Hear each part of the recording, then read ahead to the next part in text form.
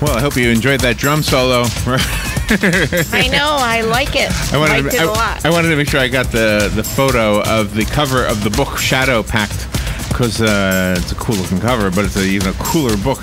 Tally Adams is on the phone. She's a nurse and an author, and she's doing a book signing. Is it somewhere in our area, Robin? Yep. They're resetting it up in our area, and it's not going to be happening in the next couple days like it was supposed to be, but she will be here. All right, let me just say a little bit about it. On a quest to find her missing sister, Amber, Emily finds herself in the middle of an age-old conflict between vampires and werewolves. Oh, I've been there too, Robin.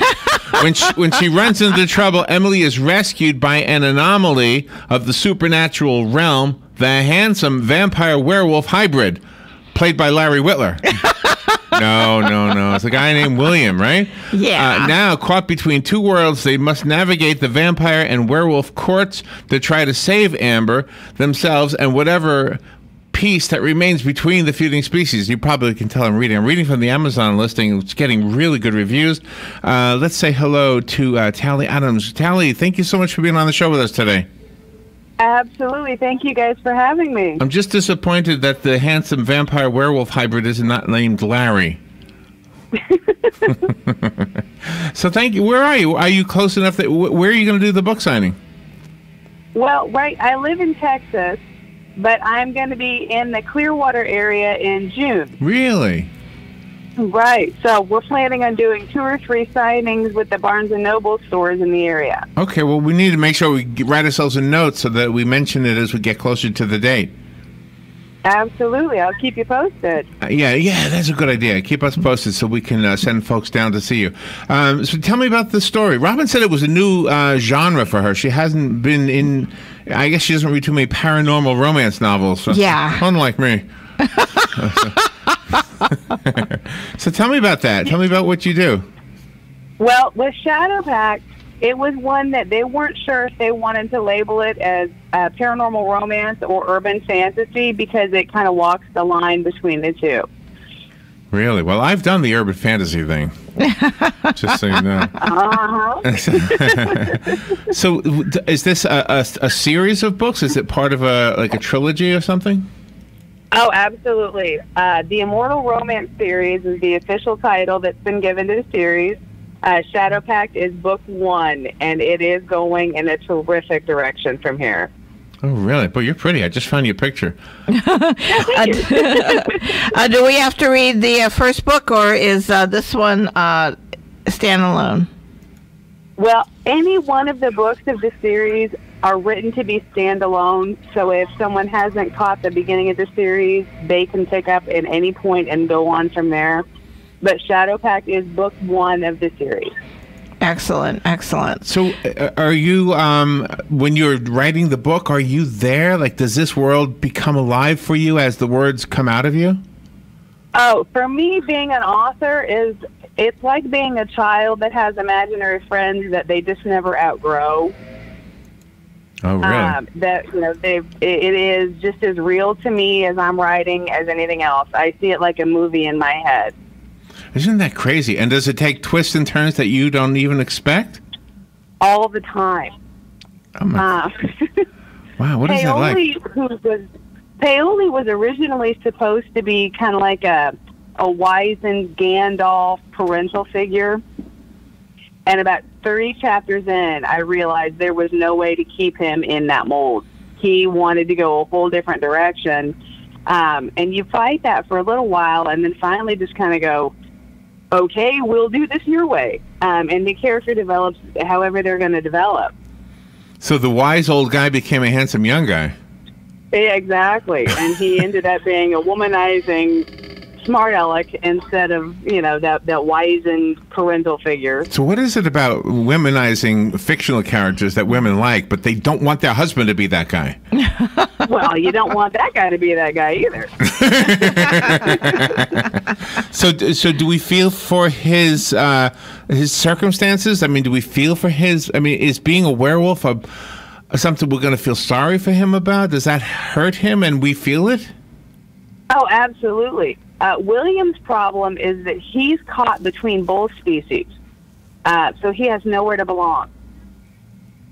Wow. As a result, the courts of the immortal world, they've ordered his death years ago, and he's been enslaved all his life as a result.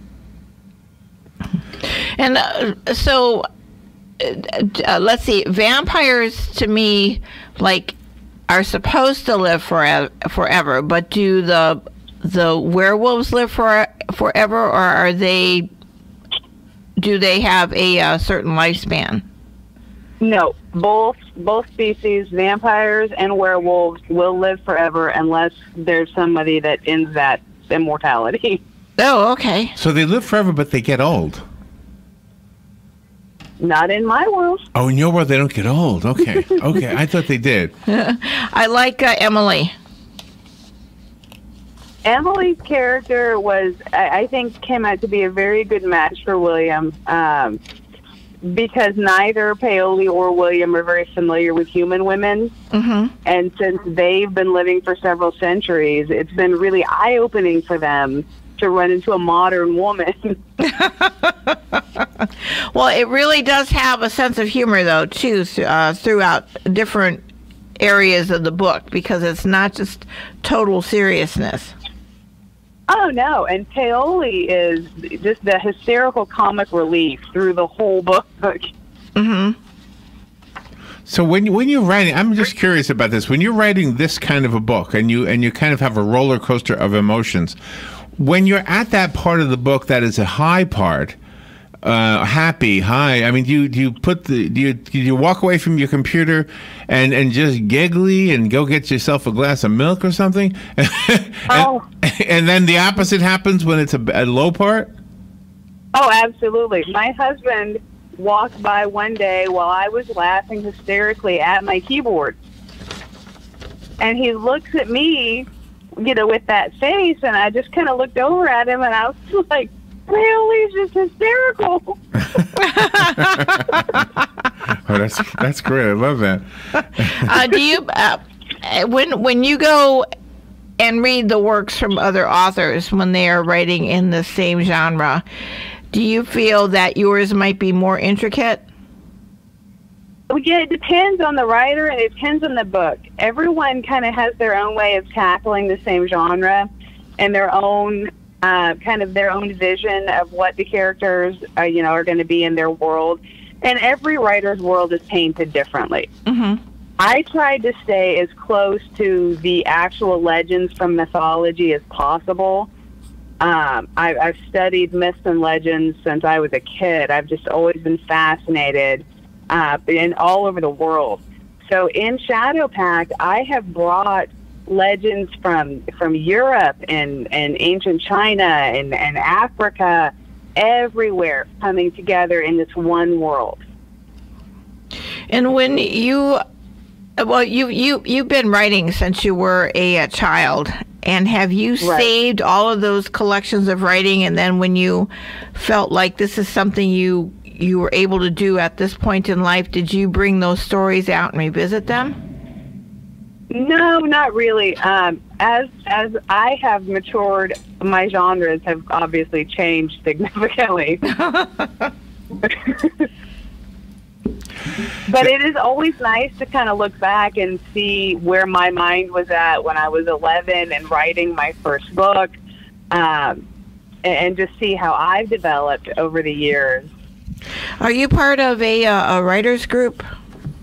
Oh, absolutely. I'm part of the Romance Writers Association of America. So tell us the movie trailer version of the story. Emily's sister is gone, and nobody knows where she is. Take it from there. What happens? Well, in the beginning, you've got Emily who's lost, and she's on this quest to find the only remaining member of her family, and just kind of falls into a world of danger and darkness that she was not prepared for. But Emily, being who she is, was willing to accept that she was doomed when that all happened.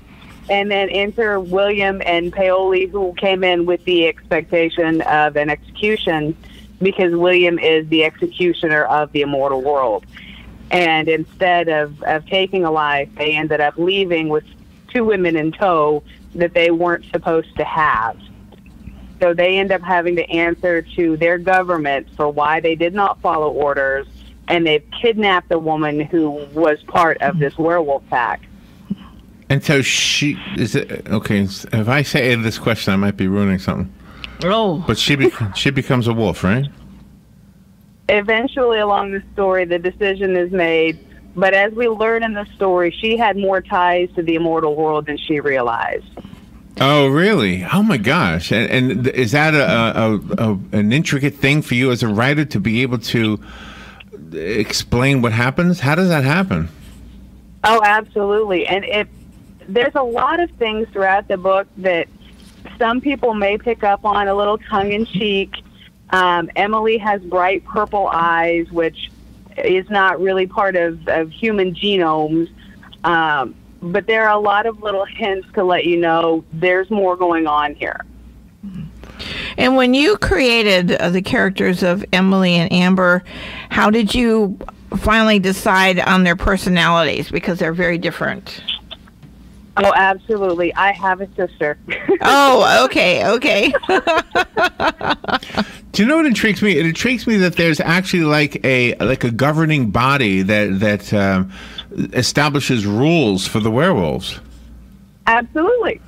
I had no idea. Is that is that something that's always been out there, or did you make that up? No, that's me. That's on me. Oh, wow. But if you look through mythology, though, King Lycan is actually from Greek mythology. Oh, okay. Right. And so his background in the book is actually very true to mythology. He, according to the mythology, he was being granted a dinner with the gods, and Zeus himself was coming to dinner, and he got the idea, for whatever reason, that gods ate human flesh, and served his own youngest son as a meal to Zeus, who was so enraged by the behavior that he transfigured him and turned him into the very first werewolf. And that's where the whole legend of werewolves come from.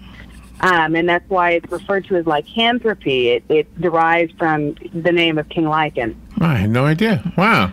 And so when you were doing your research, most of the of this mythology originated in the European countries? Part of it is coming from the European countries, but I've tried to go into legends all over the entire world. And in the Immortal Romance series, as the series goes on, we're bringing legends from everywhere. And the big idea is I'm trying to show that even people that are vastly different and they have different needs, the biggest strength comes when different people come together for a common goal. So does the werewolf experience romantic feelings in the same way that a man would? Or a woman in this case, Yes. right? Yeah. Well, Right? to a degree, but their instincts are a lot more developed than human instincts. In my world, wolves, as just with your timber wolves, they have a mate, and it's a specific mate, and they mate eternally. With William, the problem is, since he's not a full werewolf, no one expected him to have a mate. You know, He was raised alongside a vampire, so he's as lost as anybody. okay. He doesn't understand what's going on. Oh, so he's got these feelings now that are brand new to him, and he has to learn to deal with them. Exactly. And that's really hard for if you're a human, man or woman. Right. Well, imagine if those feelings are then coupled by instincts for eternal mating, and you don't understand what's happening to you. Oh my gosh, especially if acne is happening at the same time. I remember those days. It was all happening at the same time. So do they go through a puberty kind of a time? I mean, is that when the hair starts showing up on their faces? Well, absolutely. It depends on the phase of their life. Most werewolves are turned.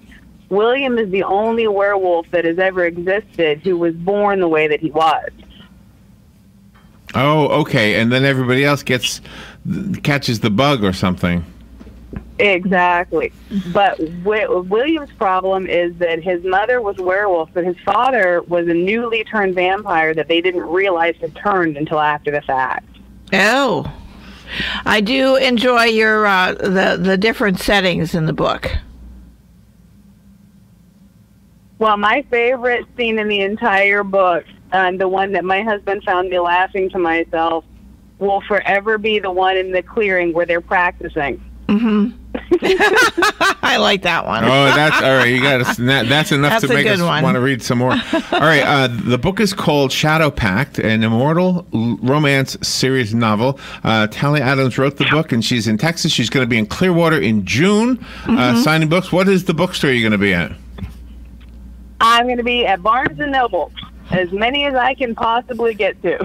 Okay, all right. And Tally is planning on coming up here in our area in the Villages and at the Bellevue Public Library and here in Ocala, too. So really? Her publicist is setting things up. Okay, is that PJ? Yes. Oh, okay. Yeah, right. PJ's setting up those book signings. You're working with a nice, really sweet lady. PJ has been terrific. I have wonderful, wonderful experience with PJ. Very sweet. Yeah, Rob and I have been working with PJ forever. I think before I got face on my hair. I mean, hair on my face.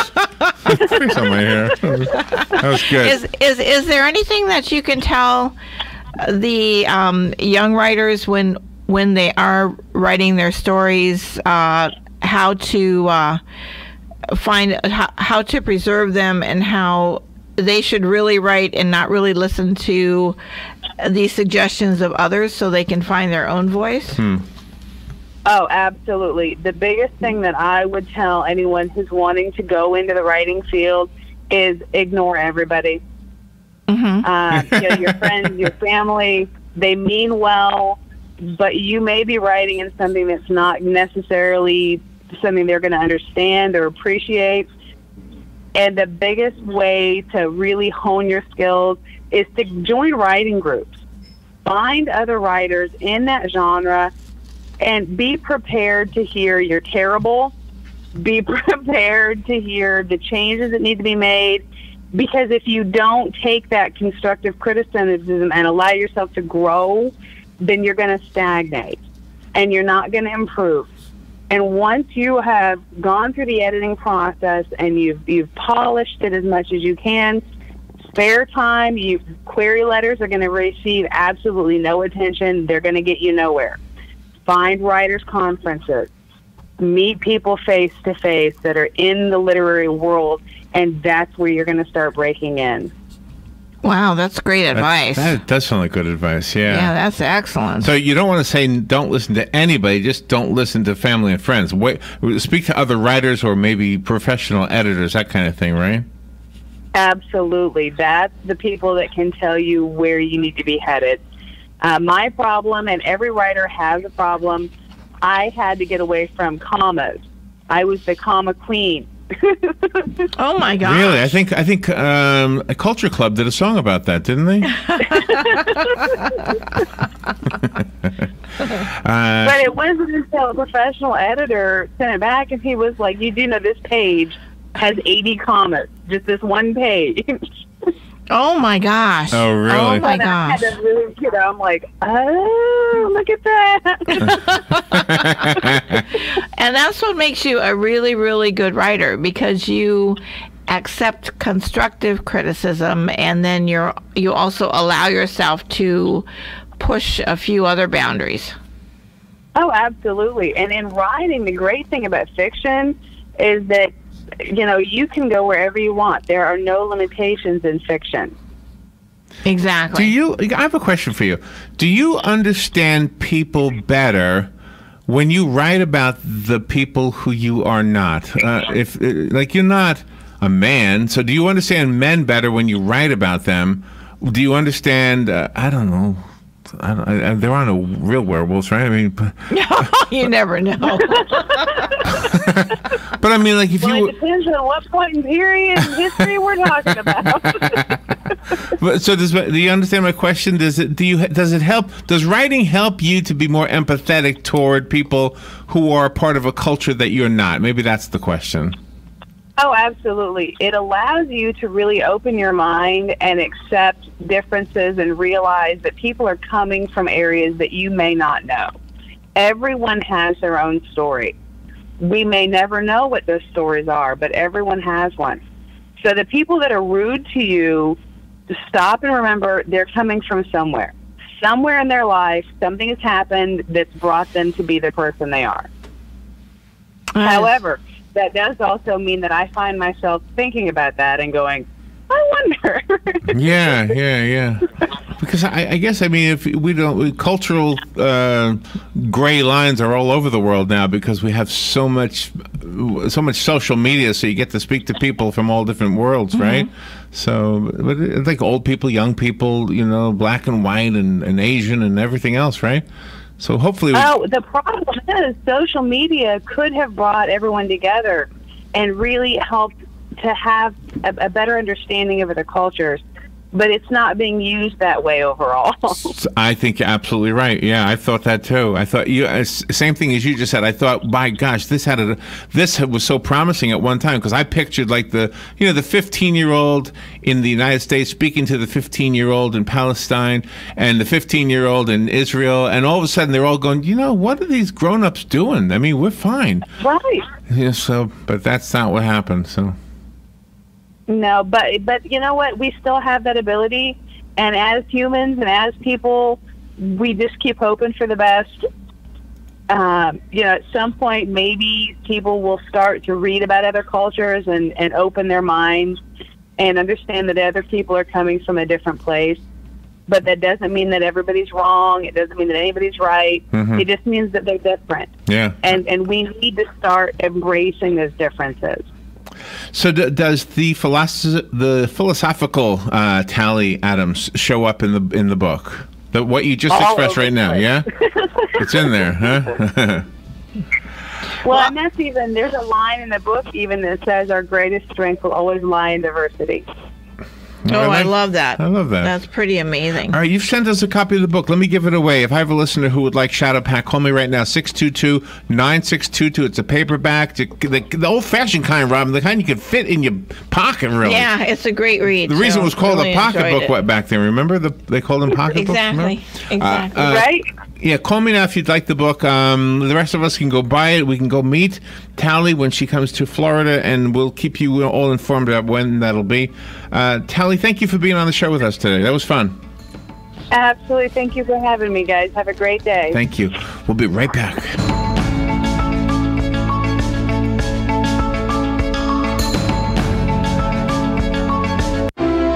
Is the internet driving business to your business? Hi, I'm Michael Warren with Brick City Interactive. At Brick City, we've been